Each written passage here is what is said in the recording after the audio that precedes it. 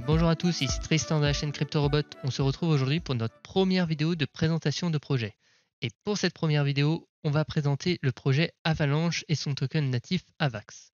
Alors, Avalanche, c'est quoi? Avalanche, c'est une blockchain qui vient concurrencer les blockchains à l'échelle de l'Internet. Sur ce milieu, il y a déjà beaucoup de concurrents. Le principal qu'on peut citer, c'est Ethereum, notamment avec sa mise à jour Ethereum 2.0 qui devrait arriver d'ici quelques années.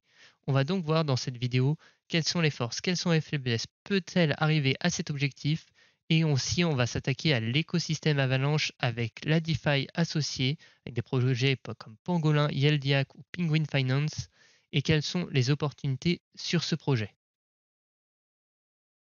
Donc, pour présenter le projet Avalanche, on va se baser sur un article du média francophone Cryptost. Alors, que dit cet article? On va le résumer très rapidement. Avalanche, comme je vous l'ai dit, c'est une blockchain. C'est une blockchain qui marche comment? Qui marche en proof of stake. Le proof of stake, contrairement au proof of history, on ne va pas avoir besoin de miner et faire des calculs compliqués. Pour vérifier que notre nœud est sain, il va falloir stacker un certain nombre de jetons et les bloquer. C'est comme ça que le réseau va vérifier que tout le monde est sain et qu'il n'y a pas d'individus malveillants. Ensuite, quels sont du coup ses avantages? Car la proof of stake, c'est un peu maintenant devenu la norme, avec notamment Ethereum 2.0 ou d'autres blockchains. Il y en a des nombreuses, je ne vais pas toutes les citer. Alors, du coup, qu'est-ce qu'il y a de nouveau? Eh bien, il y a un nouveau consensus qui se prénomme Snow, en fait, qui est un consensus d'échantillonnage, c'est-à-dire que les nœuds d'Avalanche vont regarder les nœuds voisins choisis aléatoirement pour, en fait, cela va grandement éviter les attaques 51%. Ce qu'on appelle les attaques 51, c'est-à-dire de contrôler plus de 50% des validateurs et donc de pouvoir écrire ce que l'on souhaite sur le réseau. Actuellement, ça ne va pas du tout marcher comme ça et il va nous falloir beaucoup plus que 51%, ce qui ajoute de la robustesse. Enfin, pour moi, le plus gros avantage de Avalanche, c'est sa décentralisation. En effet, ici, j'en profite sur Twitter pour faire notre petite pub. N'hésitez pas à rejoindre le Twitter @cryptorobot.fr. On réagit aux différentes actualités des crypto-monnaies. Alors, comme vous le voyez ici, il y a le nombre de validateurs par blockchain. Donc, Avalanche est actuellement la blockchain avec le plus de validateurs en proof of stake. En effet, elle a plus de 1000 validateurs, ce qui en fait vraiment la blockchain actuellement la plus décentralisée au niveau du proof of stake. Vous pouvez par exemple la comparer à Polygon qui n'a que 100 validateurs. Le chiffre d'à côté est le nombre minimum de validateurs pour que la blockchain soit active. Donc c'est très intéressant. Ensuite, quelles sont ses autres forces?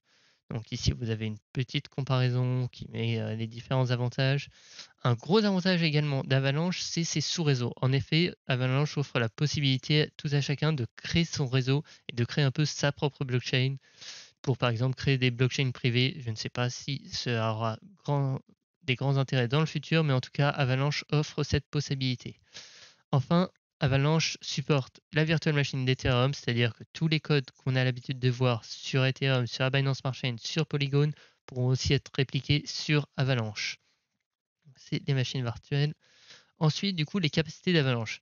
Actuellement, Avalanche permet un grand nombre de transactions par seconde. Donc, d'après les chiffres cités sur Cryptos, on a entre 6500 et 7000 transactions par seconde, ce qui est largement supérieur à Ethereum, par exemple, actuellement, qui peut en traiter à peine une dizaine. Donc, c'est très intéressant. Ensuite, il y a les frais aussi. Les frais sont largement inférieurs à Ethereum, mais actuellement, ils restent tout de même assez élevés. On peut payer entre 50 centimes et 1 euro par transaction, ce qui n'est loin d'être négligeable quand on met des petits montants, et pour une nouvelle blockchain, ça reste assez élevé. C'est un des points faibles d'Avalanche. Un autre point faible pour moi d'Avalanche, c'est qu'il n'est pas soutenu par une grosse entité, comme peut l'être le BNB avec la Binance Smart Chain ou Solana avec FTX. Avalanche n'a pas d'échangeur derrière ou de vraiment gros poisson.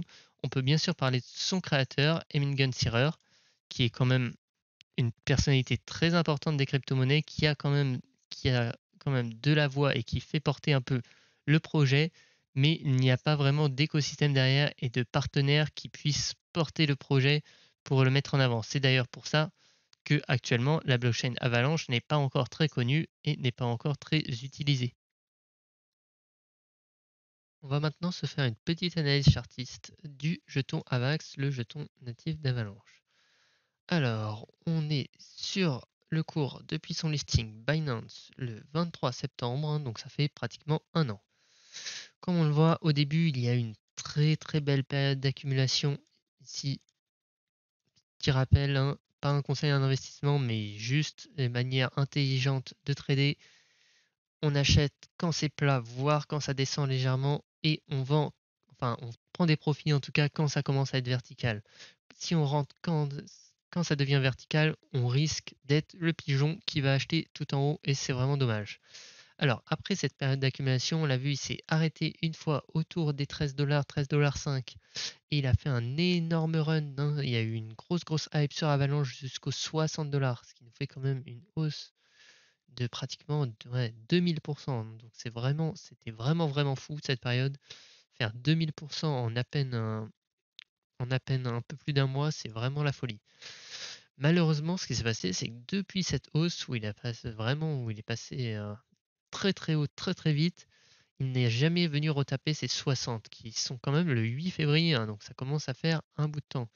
Après ça, il y a eu une sorte un peu de range, il s'est un peu cherché, on peut voir ici entre les 40, entre les 20 et les 40, hein, c'est un gros range. Et après, malheureusement, il n'y avait pas eu assez de force haussière, et en plus, le marché crypto était plutôt en bearish. Là, c'est le moment où le Bitcoin a recommencé à crash, etc. Donc forcément, le jeton AVAX a suivi, et il est quand même allé chercher très bas, hein.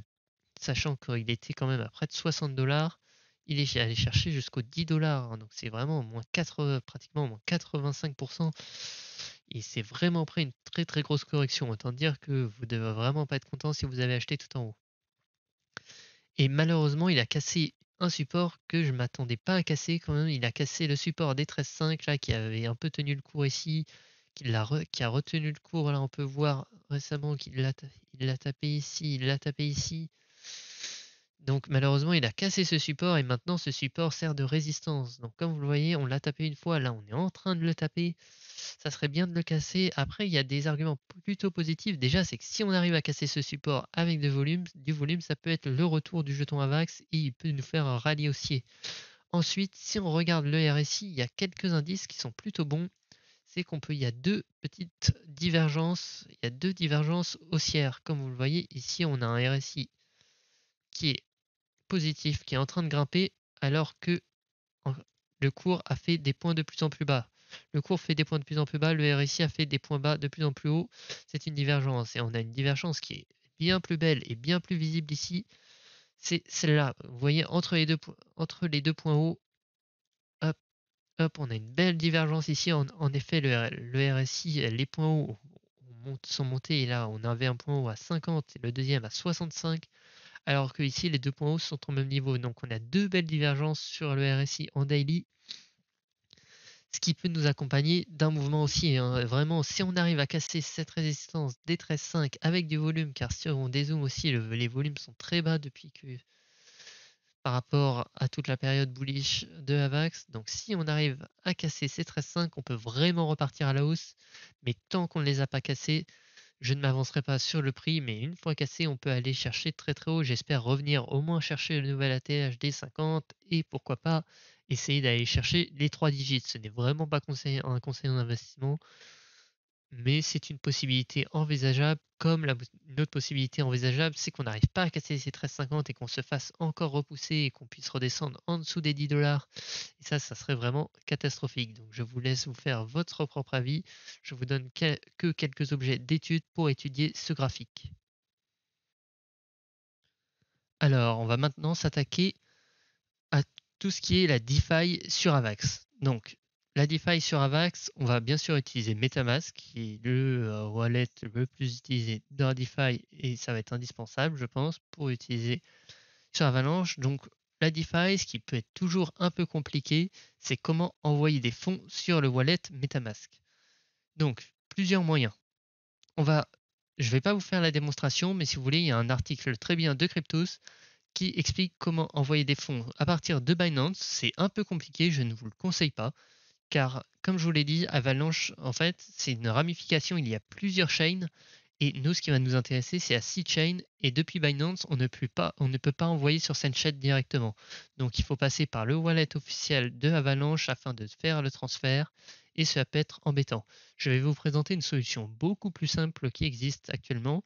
C'est en passant par des échangeurs comme KuCoin. Il y a aussi également Gate.io qui nous permet de retirer directement sur la C-Chain.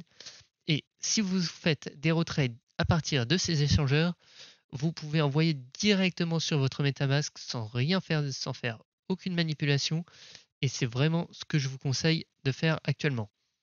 Si vous n'avez pas de compte KuCoin ou de compte Gate.io par exemple et que vous voulez vous en créer un pour utiliser la blockchain Avalanche, n'hésitez pas à utiliser un lien d'affiliation qui se trouve dans la description. Ça réduira vos frais pour faire au minimum vos transferts. Si vous voulez juste faire vos transferts, et ben, ça réduira quand même vos frais de 20%. Donc c'est très loin d'être négligeable. Donc n'hésitez pas et en plus ça soutient beaucoup la chaîne.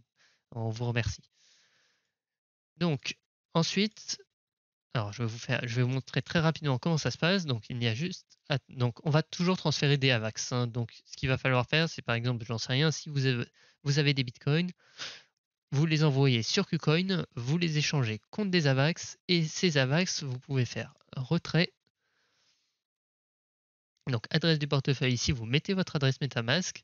Et là, voilà, très important, en réseau, on ne va pas prendre AVAX, on va prendre AVAX C-Chain. Et AVAX C-Chain, ça va nous permettre d'envoyer directement sur un MetaMask et qu'on puisse utiliser ces fonds dans la DeFi d'Avalanche. Et c'est un vrai gain de temps et aussi d'argent car vous avez moins de manipulations à faire. Après, il suffit d'envoyer votre montant, de confirmer et il n'y a rien d'autre à faire. Donc, c'est vraiment pas compliqué au final pour envoyer des fonds sur cette blockchain. Le seul truc qui est embêtant, c'est qu'il y a assez peu d'échangeurs qui proposent la possibilité d'envoyer directement sur la C-Chain. Donc, comme je vous l'ai dit, actuellement, de ce que je connais, il y en a sûrement d'autres, mais il y a KuCoin et Gate.io. Les deux liens d'affiliation sont dans la description si vous voulez avoir une réduction de frais sur ces échangeurs. Donc, maintenant qu'on a envoyé nos AVAX sur notre portefeuille MetaMask, on peut les voir directement dans notre portefeuille. Par exemple, ici, vous voyez, j'ai 12,2 AVAX. Alors, le premier site que je vais vous présenter rapidement, c'est C-Chain Explorer. Donc, c'est l'équivalent de ETH Scan ou de BSC Scan. Ça va nous permettre de traquer toutes les adresses, de pouvoir toutes les transactions, lire les contrats, etc. Je ne vais pas rester très longtemps là-dessus. Ensuite, peut-être la plus grosse plateforme de l'écosystème Avalanche, c'est Pangolin. Pangolin, c'est quoi? C'est l'équivalent d'Uniswap sur Avalanche. Vous pouvez échanger des tokens, ajouter de la liquidité. Donc, c'est ce qu'on appelle un AMM, Auto Market Maker. Je ne vais pas rentrer vraiment plus en détail de comment ça marche, mais vous pouvez du coup échanger de manière décentralisée des AVAX contre, par exemple, des PNG, qui est le token local de la plateforme. Vous pouvez ensuite ajouter de la liquidité en faisant ajouter une liquidité ou créer votre propre paire si vous avez créé un token par exemple. Enfin, pour les farmer, vous pouvez générer des intérêts en PNG qui sont le token local, mais je ne vais pas vous conseiller de faire ça. En effet, si vous les déposez par exemple directement sur Pangolin, vous pouvez déposer à vos AVAX PNG sur Pangolin qui vont vous générer 101% d'intérêt par an en PNG. Sauf que nous, ce qu'on veut, c'est possiblement les réinvestir, ces PNG. Et, et il y a des plateformes qui s'appellent du coup des autocompanders qui vont, comme leur nom l'indique, automatiquement récupérer vos intérêts pour les réinvestir. Et cela va grandement faire grandir nos intérêts. Grandement faire grandir, ça ne veut pas dire grand-chose, mais bon, vous avez compris l'idée, je pense. Donc pour ça, on va utiliser la plateforme Yeldiac, qui est la plus grosse plateforme, le plus gros autocompounder en tout cas de Avalanche. Hop. Donc là, vous avez par exemple toutes les poules et il y a certaines poules très intéressantes. Vous pouvez par exemple voir du coup l'Avax PNG sur Pangolin qui est à 161%, ça vient de baisser d'1%, aïe aïe aïe, alors, alors que sur Pangolin il est à 101%, donc ça n'a vraiment rien à voir. Vous gagnez 60% d'intérêt par an, c'est vraiment pas négligeable. Ensuite, une autre pool très intéressante actuellement, Avax ETH, deux coins très très solides quand même, que vous pouvez stacker à 40% par an. Il y a vraiment des belles opportunités sur la blockchain Avalanche en ce moment. Vous avez également par exemple ici le DAI USDT, deux stablecoins à 14%. Vous pouvez en trouver quelques équivalents sur sur la Binance Smart Chain ou sur Polygon, mais c'est quand même très intéressant de de voir des opportunités pareilles. Donc tout ce qu'il y a à faire sur l'IELDIAC, c'est de prendre les paires qu'on avait. Du coup, il faut, par exemple, si on veut pouvoir farmer ces 161%, il faut avant tout du coup ajouter de la liquidité sur AVAX PNG. Donc ça, on le fait bien ici. On va dans Pool, on ajoute de la liquidité, on ajoute des AVAX et des pangolins. Et une fois qu'on les a ajoutés, il y a juste à les déposer. Comme vous voyez par exemple, j'en ai un tout petit peu sur ce compte avec cet exemple. Et avec ça, on va gagner des intérêts.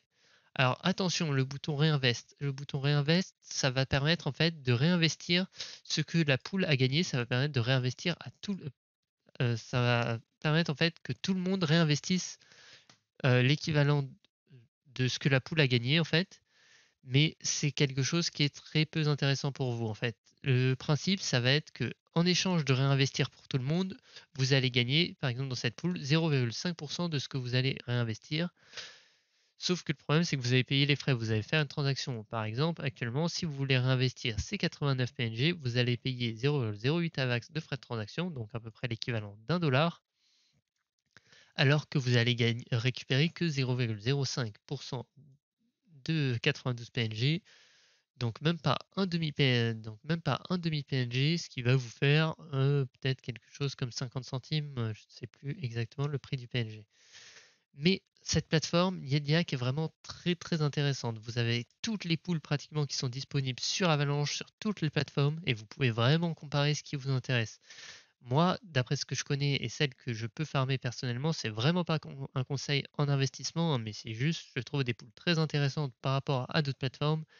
Il y a l'Avax PNG, car l'avantage en fait, c'est que c'est deux tokens pratiquement natifs d'Avalanche et leur prix ne va pas varier entre eux et on ne va pas être donc exposé à l'impermanent loss. Petit rappel, l'impermanent loss, ça va arriver quand on farm une pool de liquidité comme ça et que le prix d'un token varie par rapport à l'autre. Par exemple, AVAX USDT peut être possiblement moins intéressant pour moi, car si l'AVAX varie de peut-être 50% vers le haut, alors qu'USDT reste stable, et ben ça va être embêtant et on va avoir des impermanent loss et j'aime pas trop ça. Par exemple, une autre pool très intéressante d'AUSDT, deux stablecoins qui sont pratiquement tout le temps à 1$, aucun risque d'impermanent loss. Donc cette pool très intéressante aussi. Et après, vous pouvez visiter, il y a des pools un peu plus funky, on va dire. Vous avez par exemple AVAX WBTC à 51%, c'est vraiment très intéressant. Il y a plusieurs pools très intéressantes. Et je vous laisse après regarder. Il y a toutes les plateformes, hein, donc vous aurez aussi des tokens comme le PFI, comme le Joe, comme l'Olive, comme la Baguette, le GDL, le Lydia. Donc je vous laisse regarder. Il y a des tokens plus exotiques. Je ne vous conseille pas forcément de rentrer, mais en tout cas c'est à vos risques et périls parce que c'est des projets plus ou moins sérieux. Donc c'est à vous de voir parce que par exemple on peut trouver des intérêts ici de 1100%. En général, c'est que le token émet beaucoup et donc c'est pas forcément bon signe pour vous. Un autre projet que je voulais vous présenter rapidement en plus parce que j'aimais bien la charte graphique et les développeurs je trouve font un bon boulot, c'est Penguin Finance. Le prix est beaucoup tiré par le bas dû au fait qu'ils émettent aussi beaucoup de tokens, mais c'est très intéressant. C'est un peu un fork de PancakeSwap, mais ils essayent quand même de rajouter quelques fonctionnalités. Donc vous avez du coup les igloos qui sont des pools de liquidité tout simplement. Le compounder qui est aussi un auto-compound, mais tant qu'à faire, je préfère de vous rediriger vers Yeldiak car Yeldiak a plus de plateformes. Ensuite, quelque chose de très intéressant, un peu nouveau dans le système, c'est le Nest, c'est-à-dire que les jetons PFI, vous pouvez les stacker pour toucher des intérêts. Donc comme vous voyez actuellement, c'est à 1100% d'intérêts par an. Et en fait, ces intérêts, ce qui va se passer, c'est que vous allez transformer vos PFI en ce qu'on appelle des XPFI. Et après, en fait, ces XPFI, donc par exemple, actuellement, un XPFI vaut 5,5 PFI. Et en fait, ce ratio ne peut jamais baisser. C'est-à-dire que c'est comme ça que les intérêts sont distribués. En spot, vos XPFI ne vont pas augmenter une fois que vous les aurez posés. Mais par contre, le ratio va augmenter. Donc, si vous, par exemple, si vous les déposez aujourd'hui, un XPFI vaudra 5,5 PFI, mais peut-être que si vous revenez dans un mois, le ratio sera de 6. Donc pour chaque XP vous aurez 6 PFI. Et donc c'est un système de farm qui est un peu innovant, c'est intéressant. Ensuite, il y a certains jeux, donc l'Empereur qui arrive de temps en temps, qui est un petit jeu où vous pouvez gagner un peu sous une forme de cagnotte. L'Arena qui n'est pas encore là. Il y a des NFT et il y a un launchpad aussi avec par exemple là récemment le premier launchpad a été lancé, ça a été sur un token qui s'appelle le Sherpa Cash. Donc Sherpa Cash c'est un token anonyme, hein. Je ne connais pas plus que ça le projet, mais ça permet de faire des transactions de manière privée, un peu comme du Monero ou du Tornado Cash peut-être, hein, etc. Et ça permet d'acheter des tokens au lancement en fonction de si vous avez en fait des XPFI comme je vous ai parlé plus tôt. Il y a aussi des NFT. Et donc voilà, après vous avez plein d'autres plateformes comme Trader Joe, comme Sport Finance, comme Lydia. Je vous laisse découvrir. Moi, je vous ai présenté du coup ces 3 plateformes qui sont un peu mes préférées. C'est vraiment pas un conseil en investissement. Ça peut être pas totalement neutre car je suis possiblement exposé à ces tokens-là. Donc ne m'écoutez pas forcément, je vous conseille vraiment de faire vos tests par vous-même et de voir sur lesquels vous êtes convaincu. Mais pour moi, le plus intéressant à regarder sur la plateforme Avalanche, c'est voir s'il y a des bonnes opportunités de farming. Et pour moi, la plateforme, peut-être là où vous verrez le plus, ça sera lié de l'IAC. Et à partir de ça, ça vous redirigera vers les plateformes à utiliser. Vous avez maintenant quelques informations pour mieux comprendre et mieux anticiper l'écosystème Avalanche et son token AVAX. J'espère que la vidéo vous aura plu. Si c'est le cas, n'hésitez pas à vous abonner, à laisser un commentaire, un like et surtout rejoignez notre serveur Discord. On y discute des écosystèmes crypto, de stratégies de farming ou encore de bots de trading. C'était Tristan de la chaîne CryptoRobot. Allez, à la prochaine!